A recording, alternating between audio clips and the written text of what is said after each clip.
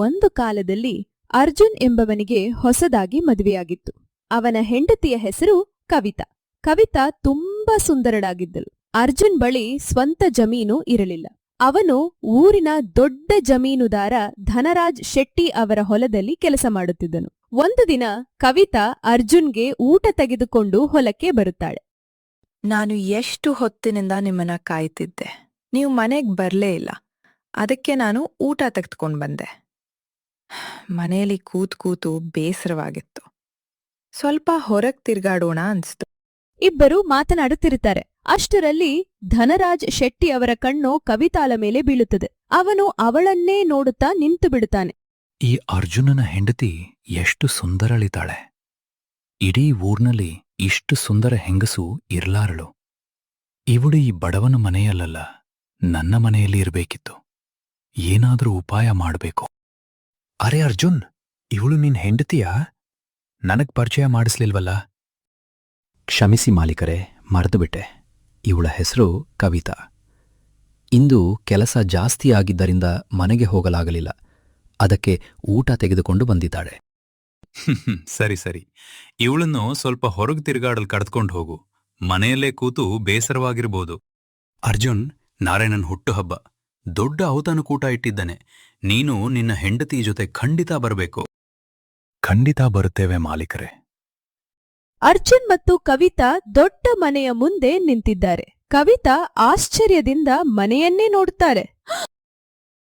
ಅಯ್ಯೋ, ಇಷ್ಟು ದೊಡ್ಡ ಮನೆ ನಾನು ಜೀವನದಲ್ಲೇ ನೋಡಿಲ್ಲ. ಅಷ್ಟರಲ್ಲಿ ಧನರಾಜ್ ಶೆಟ್ಟಿ ಹೊರಗೆ ಬರುತ್ತಾನೆ. ಬನ್ನಿ ಅರ್ಜುನ್, ನಿನ್ನನ್ನೇ ಕಾಯುತ್ತಿದ್ದೆ. ಶೆಟ್ಟಿಯವರೇ, ಹೊಲದ ನೀರಿನ ಪೈಪ್ ಒಡೆದಿದೆ. ಅರ್ಜುನ್, ನೀನು ತಕ್ಷಣ ಅಲ್ಲಿಗೆ ಹೋಗ್ಬೇಕು. ಸರಿ ಮಾಲೀಕರೇ. ಕವಿತಾ, ನೀನ್ ಮನೆಗೆ ಹೋಗು. ಅಯ್ಯೋ ಬೇಡ ಅರ್ಜುನ್, ಕವಿತಾಳನ್ನ ಇಲ್ಲೇ ಇರ್ಲಿಬಿಡು. ಊಟ ಮಾಡಿ ನಂತರ ಕಳಿಸ್ತೇನೆ. ನೀನ್ ಕೆಲ್ಸ ನೋಡಿ ಬಾ. ಸರಿ ಮಾಲೀಕರೇ. ಧನರಾಜ್ ಶೆಟ್ಟಿ ಕವಿತಾಳನ್ನ ಮನೆಯೊಳಗೆ ಕರೆದುಕೊಂಡು ಹೋಗುತ್ತಾನೆ. ಹೇಗಿದೆ ಕವಿತಾ ನಮ್ಮನೆ? ತುಂಬಾ ಸುಂದರವಾಗಿದೆ ಶೆಟ್ಟಿಯವರೇ. ಇಷ್ಟು ಐಷಾರಾಮಿ ಮನೆ ನಾನ್ ನೋಡಿಲ್ಲ. ಆದ್ರೆ ಒಂದು ಮಾತು ಹೇಳಿ, ನೀನು ಈ ಸಾಮಾನ್ಯ ಸೀರೆ ಯಾಕೆ ಹಾಕ್ಕೊಂಡು ಬಂದೆ? ನಿನ್ನ ಸೌಂದರ್ಯಕ್ಕೆ ದುಬಾರಿ ಜರಿ ಸೀರೆಗಳೇ ಚೆನ್ನಾಗಿ ಕಾಣುತ್ತವೆ. ಶೆಟ್ಟಿಯವರೇ, ನನ್ ಬಳಿ ಇಂತಹ ಬಟ್ಟೆಗಳೇ ಇವೆ. ನೀನು ಹೇಳಿದ್ದರೆ ನಿನಗಾಗಿ 10 ಹೊಸ ಸೀರೆಗಳನ್ನು ಕಳುಹಿಸುತ್ತಿದ್ದೆ. ನಿನ್ನಂತ ಸುಂದರ ಹೆಂಗಸು ಸಾಮಾನ್ಯ ಬಟ್ಟೆಯಲ್ಲಿ ಚೆನ್ನಾಗಿ ಕಾಣುವುದಿಲ್ಲ. ಆದ್ರೆ ಕವಿತಾ, ನೀನೀ ಅರ್ಜುನನಲ್ಲಿ ಏನ್ ನೋಡಿ ಮದುವೆಯಾದೆ? ನಿನಗಿನ್ನೂ ಒಳ್ಳೆಯ ಹುಡುಗ ಸಿಗಬಹುದಿತ್ತು. ನೀನ್ ತುಂಬಾ ಸುಂದರಳು, ಒಳ್ಳೆಯವಳು. ನೀವ್ ಹೇಳೋದು ಸರಿ ಶೆಟ್ಟಿಯವರೇ. ಆದ್ರೆ ಇದು ನನ್ನ ನಿರ್ಧಾರವಾಗಿರ್ಲಿಲ್ಲ. ನನ್ನ ಅಪ್ಪ ಅಮ್ಮ ಇರ್ಲಿಲ್ಲ. ನಾನು ಚಿಕ್ಕಂದಿನಿಂದ ಮಾವನ್ ಮನೆಯಲ್ಲೇ ಬೆಳೆದವಳು. ಅವರ ಬಳಿ ಹೆಚ್ಚು ಹಣ ಇರಲಿಲ್ಲ. ಅದಕ್ಕೆ ದೊಡ್ಡ ಮನೆಯಲ್ಲೇ ಮದುವೆ ಮಾಡಲಾಗ್ಲಿಲ್ಲ. ಇವಳ ಮಾತು ಕೇಳಿದ್ರೆ ಇವಳನ್ನು ಬಳೆಗ್ ಬೀಳಿಸೋದು ತುಂಬಾ ಸುಲಭ. ಇವಳಿಗೂ ಐಷಾರಾಮಿ ಜೀವನವೇ ಬೇಕಂತೆ. ಕವಿತಾ, ಅದೃಷ್ಟ ಯಾವಾಗ ಬೇಕಾದ್ರೂ ಬದಲಾಗಬಹುದು. ಏನ್ ಹೇಳ್ತಿದ್ದೀರಾ ಶೆಟ್ಟಿಯವರೇ? ನನ್ಗರ್ಥ ಆಗ್ಲಿಲ್ಲ. ಏನಿಲ್ಲ, ನಿಧಾನವಾಗಿ ಎಲ್ಲ ಅರ್ಥವಾಗುತ್ತದೆ. ಕೆಲವು ದಿನಗಳು ಕಳೆಯುತ್ತವೆ. ಕವಿತಾ ಮನೆ ಕೆಲಸ ಮಾಡುತ್ತಿದ್ದರೂ ಅವಳ ಮನಸ್ಸಿನಲ್ಲಿ ಶೆಟ್ಟಿಯವರ ಅರಮನೆಯ ನೆನಪು ಮಾತ್ರ ಇರುತ್ತದೆ. ಶೆಟ್ಟಿಯವರು ಎಷ್ಟು ಒಳ್ಳೆಯವರು. ಅವರ ಹೆಂಡತಿಯ ಜಾಗದಲ್ಲಿ ನಾನಿದ್ದರೆ ಎಷ್ಟು ಐಷಾರಾಮಿ ಜೀವನ ಬದುಕಬಹುದಿತ್ತು. ಈ ಸಣ್ಣ ಕಷ್ಟದ ಮನೆಯಲ್ಲಿರುವ ಅಗತ್ಯವೇ ಇರಲಿಲ್ಲ. ಅರ್ಜುನ್ ಯಾವತ್ತೂ ನನಗೇನನ್ನೂ ಕೊಡ್ಲಾರ. ಏನಾದ್ರೂ ಮಾಡಿ ಈ ಅರ್ಜುನನಿಂದ ದೂರವಾಗಬೇಕು. ಮರುದಿನ ಕವಿತಾ ಉದ್ದೇಶಪೂರ್ವಕವಾಗಿ ಧನರಾಜ್ ಶೆಟ್ಟಿಯ ಮನೆಯ ಮುಂದೆ ತಿರುಗಾಡುತ್ತಾಳೆ. ಧನರಾಜ್ ಶೆಟ್ಟಿ ಅವಳನ್ನು ನೋಡಿ ಹೊರಗೆ ಬರುತ್ತಾನೆ. ಹೇಗಿದ್ದೀಯ ಕವಿತಾ? ಎಲ್ಲಿಗೆ ಹೋಗುತ್ತಿದ್ದೆ? ಗಿರಣಿಗೆ ಗೋಧಿ ಕೊಟ್ಟಿದ್ದೆ ಶೆಟ್ಟಿಯವರೇ. ಹಿಟ್ಟು ತೆಗೆದುಕೊಳ್ಳಲು ಹೋಗುತ್ತಿದ್ದೇನೆ. ಈ ಅರ್ಜುನ್ ಕೂಡ ಈ ಕೆಲಸಗಳನ್ನೆಲ್ಲ ಅವನೇ ಮಾಡಬೇಕು. ನಿನ್ನಿಂದ ಇಷ್ಟು ಕೆಲಸ ಯಾಕೆ ಮಾಡಿಸ್ತಾನೆ? ಇಷ್ಟು ಬಿಸಿಲಿನಲ್ಲಿ ತಿರುಗಾಡಿದ್ರೆ ನಿನ್ನ ಆರೋಗ್ಯ ಹಾಳಾಗುತ್ತದೆ. ನೀನು ಮನೆಯಲ್ಲಿ ಕೂತು ಆರಾಮ ಮಾಡಬೇಕು. ನನ್ನ ಅದೃಷ್ಟದಲ್ಲಿ ಅಂತ ಆರಾಮ ಎಲ್ಲಿದೆ ಶೆಟ್ಟಿಯವರೇ? ಈ ಕೆಲಸಗಳನ್ನೆಲ್ಲ ನಾನು ಮಾಡಲೇಬೇಕು. ನನ್ನ ಗಂಡ ದಿನವಿಡೀ ಹೊಲದಲ್ಲಿ ಕೆಲಸ ಮಾಡ್ತಾರೆ. ಮನೆಯ ಕೆಲಸಗಳನ್ನೆಲ್ಲ ನಾನು ನೋಡಿಕೊಳ್ಳಬೇಕು. ಧನರಾಜ್ ಶೆಟ್ಟಿ ನಿಧಾನವಾಗಿ ತನ್ನ ನಿಜವಾದ ಉದ್ದೇಶವನ್ನು ಹೇಳಲು ಆರಂಭಿಸುತ್ತಾನೆ. ಕವಿತಾ, ನೀನ್ ಬೇಸರಿಸ್ಕೊಳ್ಬೇಡ. ಆದರೆ ಒಂದ್ ಮಾತ್ ಹೇಳಿ, ನೀನ್ ನನ್ ಹೆಂಡತಿಯಾಗಿದ್ರೆ ನಿನ್ನಿಂದ ಯಾವ ಕೆಲಸವೂ ಮಾಡಿಸ್ತಿರ್ಲಿಲ್ಲ. ನಿನ್ ಮುಂದೆ ಕೆಲಸದವರ ಸಾಲೇ ನಿಲ್ಲಿಸ್ತಿದ್ದೆ. ನೀನ್ ಆದೇಶ ಕೊಟ್ರೆ ಸಾಕು, ಅವ್ರು ಎಲ್ಲ ಕೆಲಸ ಮಾಡ್ತಿದ್ರು. ನೀನ್ ದಿನವಿಡೀ ಆರಾಮವಾಗಿ ಬದುಕ್ತಿದ್ದೆ. ನಿನಗ್ ಬೇಕಾದ್ದೆಲ್ಲ ಸಿಗುತ್ತಿತ್ತು. ಶೆಟ್ಟಿಯವ್ರೇ, ನಾನೆಲ್ಲಿ, ನೀವೆಲ್ಲಿ? ಇದು ಹೇಗ್ ಸಾಧ್ಯ? ಇಷ್ಟು ದೊಡ್ಡ ಮನೆಯಲ್ಲಿ ಬದುಕುವ ಅದೃಷ್ಟ ನನಗಿಲ್ಲ. ನಾನು ಬಯಸಿದ್ರೆ ಕ್ಷಣದಲ್ಲೇ ನಿನ್ನ ಅದೃಷ್ಟ ಬದಲಾಯಿಸಬಹುದು ಕವಿತಾ. ನಿನ್ನ ಒಂದು ಹೌದು ಸಾಕು. ಜೀವನ ಪೂರ್ತಿ ನಿನಗೆ ಎಲ್ಲಾ ಸುಖಗಳನ್ನು ಕೊಡ್ತೇನೆ. ಹಣ, ಆಭರಣ, ಐಷಾರಾಮಿ, ನಿನಗ್ ಬೇಕಾದ್ದೆಲ್ಲ ಸಿಗುತ್ತೆ. ನೀವು ನಿಜವಾಗ್ಲೂ ಹೇಳ್ತಿದ್ದೀರಾ? ನನ್ಗಿವೆಲ್ಲ ಸಿಗುತ್ತವೆಯಾ? ನನ್ಮೇಲೆ ಪ್ರಮಾಣ ಮಾಡಿ ಹೇಳ್ತೀನಿ ಕವಿತಾ. ನಿನ್ನನ್ನು ನಿಜವಾದ ರಾಣಿಯಂತೆ ನೋಡ್ಕೊಳ್ತೇನೆ. ನೀನೊಮ್ಮೆ ಆ ಅರ್ಜುನನನ್ನ ಬಿಟ್ಟು ನನ್ನ ಬಳಿಗ್ ಬಾ. ನಂತರ ನಿನ್ನ ಜೀವನ ಹೇಗ್ ಬದಲಾಗ್ತದ್ ನೋಡಿ. ನಿಜ ಹೇಳ್ಬೇಕಂದ್ರೆ ನಾನು ನಿನ್ನನ್ನು ಮೊದಲ ಬಾರಿ ನೋಡಿದ ದಿನವೇ ಇಷ್ಟಪಟ್ಟೆ. ಅಷ್ಟು ಸುಂದರ ಹುಡುಗಿಗೆ ಆ ಬಡ ಅರ್ಜುನ ಜೊತೆ ಮದುವೆಯಾಗಿದೆ ಅನ್ನೋದನ್ನು ನೋಡಿ ಬೇಸರವಾಯಿತು. ನಿನ್ನ ಮದುವೆ ನನ್ನಂತ ಶ್ರೀಮಂತನ್ ಜೊತೆ ಆಗ್ಬೇಕಿತ್ತು. ನೀವ್ ಹೇಳೋದು ನಿಜ. ಆ ಅರ್ಜುನ್ ನನಗೆ ಯಾವತ್ತೂ ಒಂದು ಉಡುಗೊರೆಯನ್ನು ಕೊಡ್ಲಿಲ್ಲ. ನನ್ನನ್ನು ಸಂತೋಷವಾಗಿರ್ಲು ಪ್ರಯತ್ನಿಸ್ಲಿಲ್ಲ. ಇಂದಿನವರೆಗೂ ಒಂದು ಸೀರೆ ಕೂಡ ತಂದುಕೊಟ್ಟಿಲ್ಲ. ಆಭರಣಗಳ ಮಾತೇ ಬೇಡ. ನಾನು ಅವನ ಜೊತೆ ಯಾವತ್ತೂ ಸಂತೋಷವಾಗಿರ್ಲಾರೆ. ಈ ಬಡತನದ ಜೀವನ ನನಗೆ ಬೇಡ. ಆದ್ರೆ ನಾನು ಅವನಿಂದ ಹೇಗ್ ದೂರವಾಗ್ಲಿ? ಏನ್ ಹೇಳಲಿ? ಅದು ನಿನ್ನ ಕೈಯಲ್ಲಿದೆ. ನಾನೇನಾದ್ರೂ ಮಾಡಿದ್ರೆ ಊರವರು ನನ್ನನ್ನೇ ತಪ್ಪು ಅಂತ ಹೇಳ್ತಾರೆ, ನಮ್ಮೇಲೆ ಅನುಮಾನ ಮಾಡ್ತಾರೆ. ಆದ್ರಿಂದ್ರಿಂದ ನಿನಗೆ ಐಷಾರಾಮಿ ಜೀವನ ಬೇಕಿದ್ರೆ ಅರ್ಜುನನಿಂದ ದೂರವಾಗಬೇಕು. ನೀವು ಸರಿಯೇ ಹೇಳಿದ್ದೀರಿ. ನಾನೇನಾದ್ರೂ ಮಾಡುತ್ತೇನೆ.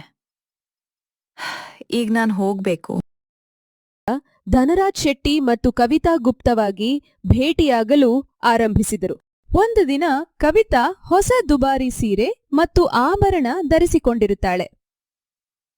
ಅರ್ಜುನ್ ಅವಳನ್ನು ಗಮನಿಸಿ ಆಶ್ಚರ್ಯಪಡುತ್ತಾನೆ.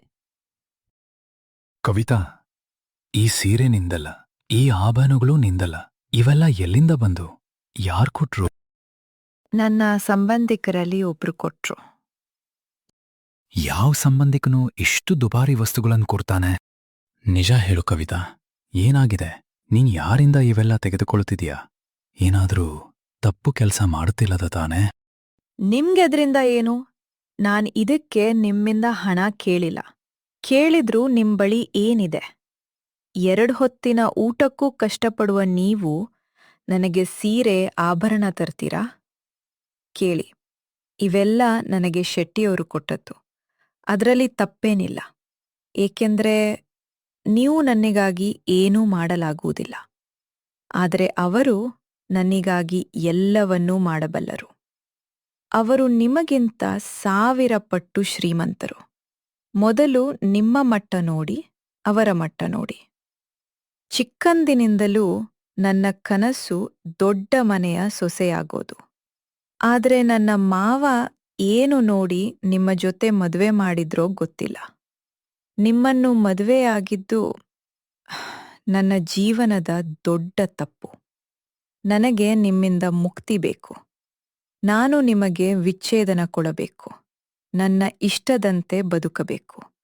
ಈ ಬಡತನದ ಜೀವನ ನನಗೆ ಬೇಡ. ಅಂದ್ರೆ ನನ್ನ ಹಿಂದೆ ಇವೆಲ್ಲ ನಡೆಯುತ್ತಿತ್ತ? ವಿಷಯ ಇಷ್ಟು ದೂರ ಹೋಗಿ ನೀನು ನನಗೆ ವಿಚ್ಛೇದನ ಕೇಳುತ್ತಿದ್ದೀಯಾ? ಕವಿತಾ, ನಿನ್ ವಯಸ್ಸೆಷ್ಟು? ಆ ಶೆಟ್ಟಿಯವರ ವಯಸ್ಸೆಷ್ಟು? ಛೀ, ಯೋಚಿಸಿದರೂ ನನಗೆ ನಾಚಿಕೆಯಾಗುತ್ತೆ. ನನಗೆ ಹಣ ಮುಖ್ಯ, ವಯಸ್ಸಲ್ಲ. ಅವರ ವಯಸ್ಸು ಜಾಸ್ತಿಯೇ ಇರ್ಲಿ, ಆದ್ರೆ ಅವರ ಬಳಿ ಅಪಾರ ಸಂಪತ್ತಿದೆ. ನೀನು ಸತ್ರೂ ಕೂಡ ನನಗೆ ಅಷ್ಟನ್ನು ಕೊಡ್ಲಾರೆ. ನಾನು ಒಮ್ಮೆ ನಿರ್ಧಾರ ಮಾಡಿದರೆ ಮುಗಿತು. ನನಗೆ ನಿನ್ನ ಜೊತೆ ಬದುಕಬೇಕು ಅನ್ಸುತ್ತಿಲ್ಲ. ನೀನು ಏನೇ ಮಾಡಿದ್ರೂ ನಾನು ನಿನ್ನ ಜೊತೆ ಇರೋದಿಲ್ಲ.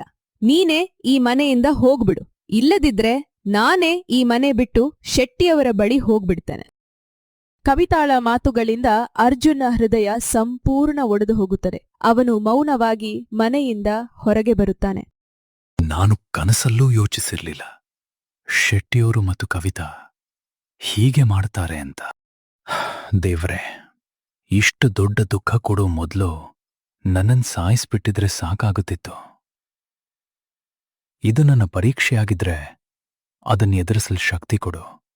ಇದು ನನ್ನ ಒಳಿತಿಗಾಗಿ ಆಗುತ್ತಿದ್ರೆ ಆ ಒಳಿತನ ಅರ್ಥ ಮಾಡಿಕೊಳ್ಳುವ ಬುದ್ಧಿ ಕೊಡು. ನಾನೀಗ ಮನೆಗೆ ಮರಳಿ ಹೋಗ್ಲಾರೆ. ನಾಳೆ ಈ ವಿಷಯ ಊರಿಗೆ ಗೊತ್ತಾದ್ರೆ ಜನರು ನನ್ನನ್ನು ಹಾಸ್ಯ ಮಾಡ್ತಾರೆ, ಅವಮಾನ ಮಾಡ್ತಾರೆ. ನನಗಾ ಮಾತುಗಳನ್ನು ಸಹಿಸಲಾಗುವುದಿಲ್ಲ. ಈಗ ಈ ಊರನ್ನೇ ಬಿಟ್ಟು ಹೋಗ್ಬೇಕು. ಅರ್ಜುನ್ ತನ್ನ ಮನೆಯ ಕಡೆ ಕೊನೆಯ ಬಾರಿ ನೋಡುತ್ತಾನೆ. ರಾತ್ರಿಯ ಕತ್ತಲಿನಲ್ಲಿ ಅವನು ಊರನ್ನು ಬಿಟ್ಟು ಹೊರಟು ಹೋಗುತ್ತಾನೆ. ಬಹಳ ದೂರ ನಡೆದು ಅರ್ಜುನ್ ತುಂಬಾ ದಣಿದು ಹೋಗುತ್ತಾನೆ. ಅರ್ಜುನ್ ಒಂದು ಮರದ ಕೆಳಗೆ ಕುಳಿತುಕೊಳ್ಳುತ್ತಾನೆ. ಅಷ್ಟರಲ್ಲಿ ಸ್ವಲ್ಪ ದೂರದಲ್ಲಿ ಗಾಯಗೊಂಡ ಒಂದು ಹಸು ಕಾಣಿಸುತ್ತದೆ. ಅದರ ಕಾಲಿಗೆ ಗಾಯವಾಗಿದ್ದು ನಡೆಯಲು ಆಗುತ್ತಿಲ್ಲ. ಅಯ್ಯೋ ದೇವ್ರೆ, ಈ ಹಸುವಿಗೆ ನಡೆಯಲಾಗುತ್ತಿಲ್ಲ ಅನ್ಸ್ತದೆ. ನೀನು ಇಲ್ಲೇ ಇರು, ನಾನು ಎಲ್ಲಾದರೂ ನೀರು ಸಿಗುತ್ತದೆಯೇ ನೋಡುತ್ತೇನೆ. ಅರ್ಜುನ್ ಊರಿನ ಕಡೆ ಹೋಗಿ ಒಂದು ಬಾವಿ ಹುಡುಕುತ್ತಾನೆ. ಕೊನೆಗೆ ಒಂದು ಬಾವಿ ಸಿಗುತ್ತದೆ. ನೀರು ತಂದು ಹಸುವಿಗೆ ಕುಡಿಸುತ್ತಾನೆ. ತಾನೂ ಸ್ವಲ್ಪ ನೀರು ಕುಡಿದು ನೆಮ್ಮದಿಯಾಗುತ್ತಾನೆ. ಈಗ ಸ್ವಲ್ಪ ಚೆನ್ನಾಗಿದೆ. ನಿನ್ ಮಾಲೀಕ ಬರ್ತಾನೇನು, ಅವನು ಕೂಡ ನಿನ್ಗಾಗಿ ಚಿಂತಿಸ್ತಿರ್ಬೋದು. ಸ್ವಲ್ಪ ಕಾಯೋ. ಅಷ್ಟರಲ್ಲಿ ಇಬ್ಬರು ವ್ಯಕ್ತಿಗಳು ಅಲ್ಲಿಗೆ ಓಡುತ್ತಾ ಬರುತ್ತಾರೆ. ಅಯ್ಯೋ, ಹಸು ಇಲ್ಲಿದೆ ನೋಡಿ. ಹೇ, ನೀನ್ಯಾರು? ನಮ್ ಶೆಟ್ಟಿಯವರ ಹಸುವನ್ನು ಕದಿಯಲು ನಿನಗೆ ಧೈರ್ಯ ಹೇಗೆ ಬಂತು? ಏನ್ ಹೇಳ್ತಾ ಇದ್ದೀರಾ? ನಾನ್ ಯಾವ ಹಸುವನ್ನೂ ಕದೀಲಿಲ್ಲ. ಇದಕ್ಕೆ ಗಾಯವಾಗಿತ್ತು. ನಾನ್ ಸಹಾಯ ಮಾಡುತ್ತಿದ್ದೆ. ಇವೆಲ್ಲ ಶೆಟ್ಟಿಯವ್ರ ಮುಂದೆ ಹೇಳು, ಬಾ ನಮ್ ಜೊತೆ. ಅರ್ಜುನನನ್ನು ಪ್ರೇಮಚಂದ್ ಶೆಟ್ಟಿಯ ಮುಂದೆ ಕರೆದುಕೊಂಡು ಬರುತ್ತಾರೆ. ಶೆಟ್ಟಿಯವರೇ, ಈ ಹುಡುಗ ನಿಮ್ಮ ಹಸುವನ್ನು ಕದಿಯುತ್ತಿದ್ದ. ನಾವು ಹಿಡಿದುಕೊಂಡು ಬಂದಿದ್ದೇವೆ. ಏನಯ್ಯ ಇದು? ನಮ್ಮ ಹಸುವನ್ ಕದಿಯುವಷ್ಟು ಧೈರ್ಯವಾ ನಿನಗೆ? ನಿನಗ್ ಶಿಕ್ಷೆ ಖಂಡಿತ ಸಿಗುತ್ತದೆ. ಶೆಟ್ಟಿಯವರೇ, ನಾನು ಬಡವನಿರಬಹುದು, ಆದ್ರೆ ಕಳ್ಳನಲ್ಲ. ನಿಮ್ಮ ಹಸುವಿಗೆ ನೀರು ಕುಡಿಸಿದ್ದೇನೆ. ದಯವಿಟ್ಟು ನನ್ನನ್ನು ನಂಬಿ. ಯುವಕ, ನೀನು ಒಂದು ಪ್ರಾಣಿಯ ಜೀವ ಉಳಿಸಿದ್ದೀಯ. ಅದಕ್ಕಾಗಿ ನಿನಗೆ ಧನ್ಯವಾದಗಳು. ನಮ್ಮ ಜನರ ತಪ್ಪಿಗಾಗಿ ನಾನು ಕ್ಷಮೆ ಕೇಳುತ್ತೇನೆ. ಪರವಾಗಿಲ್ಲ ಶೆಟ್ಟಿಯವರೇ, ನಾನೀಗ ಹೊರಟೋಗ್ತೇನೆ. ತಡಿ, ನಿನ್ನ ಹೆಸರೇನು? ನೀನ್ ಎಲ್ಲಿಂದ ಬಂದೆ? ಎಲ್ಲಿಗೆ ಹೋಗುತ್ತಿದ್ದೀಯಾ? ನನ್ನ ಹೆಸರು ಅರ್ಜುನ್. ನಾನು ಎಲ್ಲಿಗೆ ಹೋಗುತ್ತಿದ್ದೇನೆ ಅನ್ನೋದು ನನಗೂ ಗೊತ್ತಿಲ್ಲ. ದೇವರು ಎಲ್ಲಿಗೆ ಕರೆದೊಯ್ತಾನೋ ಅಲ್ಲಿಗೆ ಹೋಗುತ್ತೇನೆ. ನಿನಗೇನಾದರೂ ಸಮಸ್ಯೆ ಇದೆಯಾ? ಬೇಕಿದ್ರೆ ನಮ್ಗೆ ಹೇಳಬಹುದು. ಈಗ ತುಂಬಾ ರಾತ್ರಿಯಾಗಿದೆ. ಇವತ್ತಿಲ್ಲೇ ಉಳಿದುಕೋ. ಬೇಡ ಶೆಟ್ಟಿಯವರೇ, ನಿಮಗೆ ತೊಂದರೆ ಕೊಡ್ಲಿಷ್ಟವಿಲ್ಲ. ಅಯ್ಯೋ, ಇದರಲ್ಲಿ ತೊಂದರೆ ಏನು? ನೀನ್ ನಮ್ಮ ಹಸುವಿಗೆ ಇಷ್ಟು ಸಹಾಯ ಮಾಡಿದ್ದೀಯಾ, ಅದನ್ನು ನಮ್ಮ ಧನ್ಯವಾದ ಎಂದುಕೋ. ಮೇಲಾಗಿ ನಮ್ಮ ಜನರು ತಿಳಿಯದೆ ನಿನ್ನ ಮೇಲೆ ಆರೋಪ ಮಾಡಿದ್ದಾರೆ. ಅದಕ್ಕಾಗಿ ಕ್ಷಮೆಯ ಸೂಚನೆಯಾಗಿ ನಿನಗೆ ಆತಿಥ್ಯ ಕೊಡಲು ಇಷ್ಟಪಡುತ್ತೇನೆ. ಇವತ್ತಿನ ರಾತ್ರಿ ಇಲ್ಲಿ ಉಳಿದುಕೋ, ಬೆಳಗ್ಗೆ ಹೋಗಬಹುದು.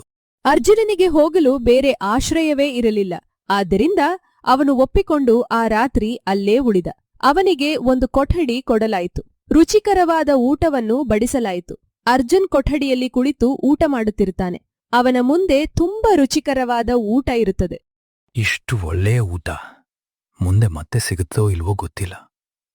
ಸ್ವಲ್ಪ ತಿಂದು ಉಳಿದದನ್ನು ತೆಗೆದುಕೊಂಡು ಹೋದ್ರೆ ಪ್ರಯಾಣಕ್ಕೆ ಉಪಯೋಗವಾಗ್ತದೆ. ಅರ್ಜುನ್ ಸ್ವಲ್ಪ ಮಾತ್ರ ಊಟ ಮಾಡಿ ಉಳಿದ ಊಟವನ್ನು ಎಚ್ಚರಿಕೆಯಿಂದ ಕಟ್ಟಿಡುತ್ತಾನೆ. ದೂರದಿಂದ ಪ್ರೇಮಚಂದ್ ಶೆಟ್ಟಿ ಇದನ್ನೆಲ್ಲ ಗಮನಿಸುತ್ತಿರುತ್ತಾರೆ. ಈ ಮನುಷ್ಯ ತುಂಬಾ ಒಳ್ಳೆಯವನು. ನಾನ್ ನೋಡಿದ್ ಸಾಕು. ಅವನ ಸ್ವಭಾವ ನನಗರ್ಥವಾಗಿದೆ. ನಾಳೆ ಅವನ್ ಜೊತೆ ಮಾತಾಡಬೇಕು. ಅರ್ಜುನ್, ನೀನು ಈಗ ಎಲ್ಲಿಗೆ ಹೋಗಲು ಯೋಚಿಸುತ್ತಿದ್ದೀಯಾ? ಯಾವ ಕೆಲಸ ಮಾಡುತ್ತೀಯಾ? ಈಗ ನನಗೆ ಯಾವುದೇ ಕೆಲಸ ಇಲ್ಲ ಶೆಟ್ಟಿಯವರೇ. ಕೆಲಸ ಹುಡುಕ್ತಿದ್ದೇನೆ. ಇರ್ಲು ಜಾಗವೂ ಇಲ್ಲ. ಅರ್ಜುನ್, ನೀನಿಲ್ಲೇ ಉಳಿದು ನನ್ನ ಬಳಿ ಕೆಲಸ ಮಾಡಬೇಕು ಅನ್ನೋದು ನನ್ನಿಷ್ಟ. ನಿನಗೆ ಒಂದು ದೊಡ್ಡ ಜವಾಬ್ದಾರಿ ಕೊಡ್ತೇನೆ. ಇಲ್ಲಿ ನನಗೆ ಯಾರ ಮೇಲೂ ನಂಬಿಕೆ ಇಲ್ಲ, ಆದರೆ ನಿನ್ನ ಮೇಲೆ ನನಗೆ ನಂಬಿಕೆ ಇದೆ. ಶೆಟ್ಟಿಯವರೇ, ನೀವು ನನ್ನ ಬಗ್ಗೆ ಎಷ್ಟು ತಿಳಿದಿದ್ದೀರಿ? ಇಷ್ಟು ದೊಡ್ಡ ಜವಾಬ್ದಾರಿ ನನಗೆ ಯಾಕೆ ಕೊಡ್ತಿದ್ದೀರಿ? ನನಗೆ ತಿಳಿಯಬೇಕಾದಷ್ಟು ತಿಳಿದಿದೆ. ಒಂದು ಪ್ರಾಣಿಗೆ ಸಹಾಯ ಮಾಡುವ ಮನುಷ್ಯ ತನ್ನ ಊಟವನ್ನೇ ಸ್ವಲ್ಪ ಮಾತ್ರ ತಿಂದು ಉಳಿದದ್ದನ್ನು ಮುಂದಿನ ದಿನಕ್ಕಾಗಿ ಉಳಿಸಿಕೊಳ್ಳುವ ಮನುಷ್ಯ ಅವನ ಮೇಲೆ ಕಣ್ಣು ಮುಚ್ಚಿ ನಂಬಿಕೆ ಇಡಬಹುದು. ನೀನು ನನ್ನ ನಂಬಿಕೆಯನ್ನು ಎಂದಿಗೂ ಮುರಿಯುವುದಿಲ್ಲ ಅನ್ನೋ ವಿಶ್ವಾಸ ನನಗಿದೆ.